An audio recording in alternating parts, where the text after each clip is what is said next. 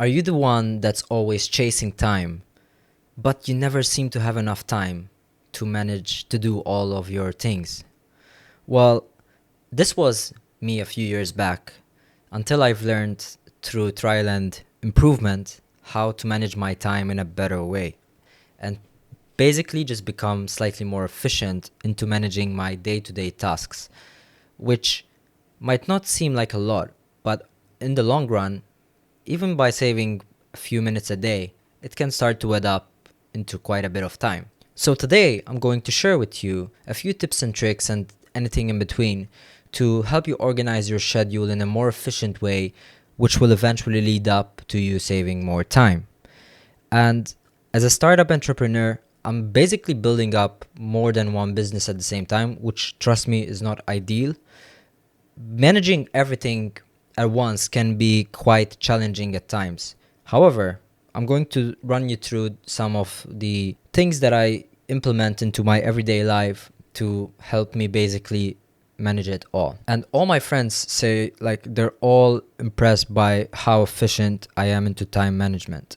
And it's something that I've got better at as I grew up basically. So the first thing that I would do is list down your current habits slash distractions. So this is quite challenging to do, and it's pretty much like understanding where all your time is going to. Identify everything basically you're doing that's wasting your time, so that you can then eventually look at it and understand if that thing that you're doing is getting you closer to achieving your goals. If you're spending, I don't know, 30 minutes in the shower, 1 hour in the bed in the morning to get up and this kind of things, you have to list down everything. List down and understand where your time goes. Once you list down basically time consuming tasks, you then get on to the next step and understand what your goals are. And the reason why we understand what our goals are is because then we can start to tie down the things that we're doing throughout our day if it basically aligns with achieving our goals. Anything that's left out. So, for example, let's say you spend 1 hour in the morning on social media in bed, and your goal is to run up your own business. That does not tie directly as something that is going to aid or get you closer to that goal. That will basically be classified as a distraction. So once you identify your current habits and distractions and you identify your goals, you start going through each and every one of them and basically make sure what is a distraction and what is getting you closer to that goal. So, for example, if every morning you read the newspaper and market trends, but your goal is to become an investor, a forex trader, or you're basically investing big amounts of money in crypto, then obviously you need to be in the know so of what's going on. So I understand that thing will have a certain type of value allocated to it. So do this, and then obviously with your own results you can get a feeling and understanding of your direction where you want to head. The next thing is, and this is more based on personal, actually I started implementing this year and it worked out extremely well. And that is, I work out in phases. So basically every quarter has a different phase. Every quarter has a different goal. Every quarter has a different output that I want to achieve. And this helps me be more focused short term on a particular goal that I'm achieving. So let me just give you an example of what I've did this year. Quarter one, January to let's say March, but I've actually extended it till May. I was really prioritizing work. So I was literally prioritizing my business, getting it off the ground, building it up, and pretty much like just building everything up as we go. So that was the main goal of that phase, and that helped me stay on track at that moment in time. So anything that came out that didn't align with that goal, it was not a priority. If you ask me basically what I've done throughout those few months, work, train. I did some traveling in between, and that's about it. So that was up to May. And then I've went to the private jet conference, which was quite successful, and June was also kind of used up working. However, July and August, I've spent a lot of time network around and pretty much build up, get back to my social life, go out, enjoy my summer, do barbecues, work as well. So work was still a priority, but it was not number one. And that means that I eased off slightly on that regard. And this helped me relax, wind down, find time for myself, and this kind of thing, which obviously then leads to a benefit, as when you get back to the grind, you get back into full speed with a clear head. So then the output could potentially be even better. So that is the priority at the moment. So we're entering into September now. So up to the end of September, I will try to just focus on relaxing. Now, I have an upcoming holiday coming up, and I plan to start getting back into the grind mode after my holiday. That's basically the phase. Now, I plan to go into monk mode on October and November, so like 2 months of deep work. So pretty much what we did in January and February, we do also in October and November. And then December, most likely I will spend it kind of understanding what this year was all about, pain points, and pretty much like reflecting back on the year and resting to get back into the new year. That's how I strategize my seasons. Now, obviously, depending on the business as well, you might need to allocate different seasons for different months. That's obviously something that you have to understand, but pretty much like organizing in quarters. And something to organize for the day. So basically, I seen an analogy this week which goes by the 8+8+8 rule. If you're struggling to basically start from anywhere, I would just start from this and then build up the habits as you go along. So the 8+8+8 rule goes by 8 hours of hard work, 8 hours of sleep, and then you split 8 hours on 3 F's, H, and S.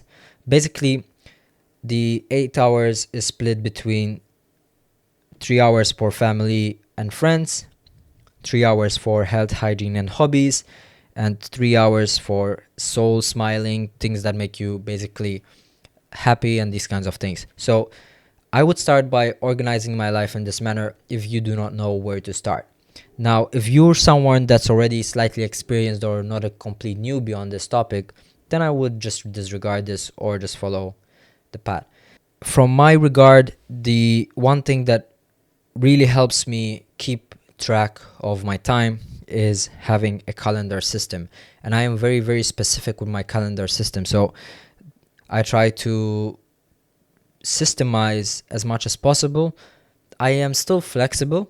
However, I importantize the daytime basically. So in the evenings, typically I'm a bit more flexible, but in the mornings, it is strategized.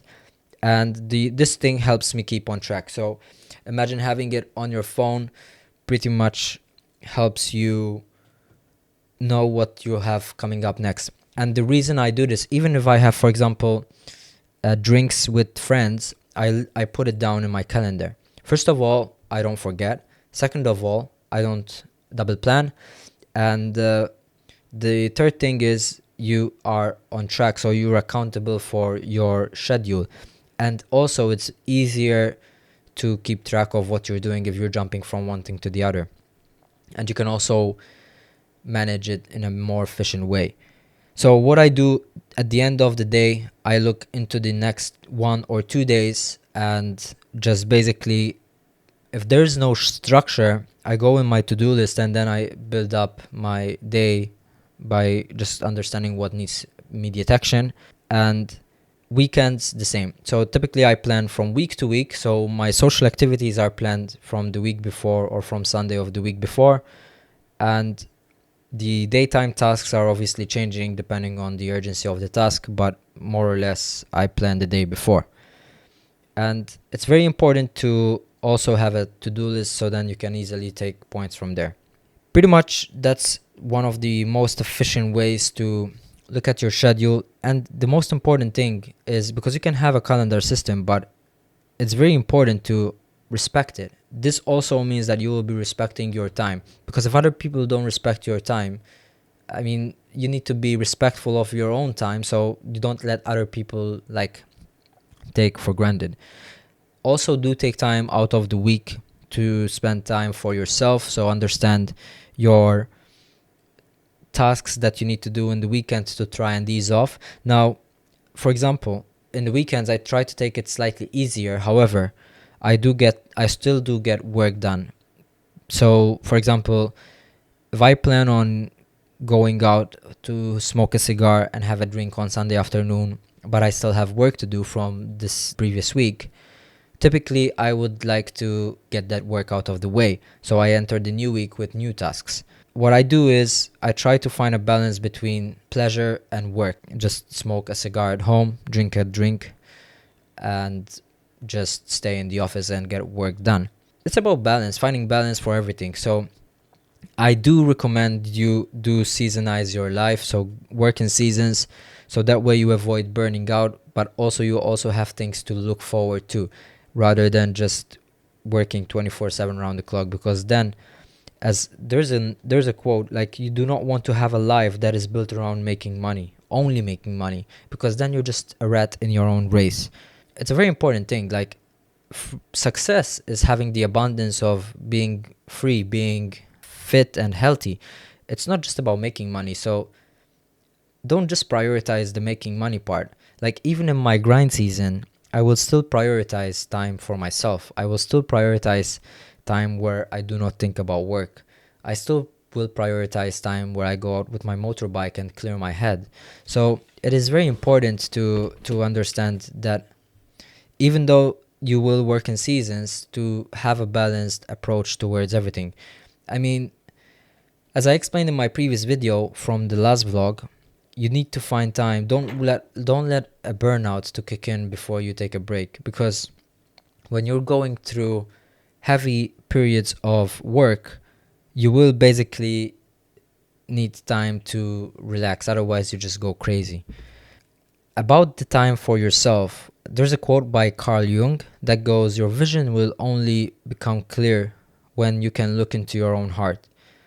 Who looks outside dreams, who looks inside awakes." And I wanted to emphasize this quote because this summer I really took a lot of time to basically find myself, understand myself, and understand my purpose, my meaning of life, and this kind of thing. I believe that I did find what I was looking for, and this helped me ground myself, use this lesson as a fuel source to keep pushing forward, and understand that basically by knowing what you're out to achieve, it sets you up for success as a way to, it keeps you accountable, it keeps you fueled, and you don't need motivation to work. I mean, even if you're not seeing the success you want to see, you still believe in that purpose, you still believe in that passion, so you're still going to keep on moving forward in that regard. Pretty much that's a very basic video. It's a bit long, but I do hope that it's valuable to you guys. As a startup entrepreneur, you do want to have control over your time. So it's very crucial that you figure out where your distractions are leading you and understand, like, okay, just need to change these few things. So that being said, I leave you guys to it, and I hope I see you guys in the next one. Don't forget to like and subscribe the video, and good luck.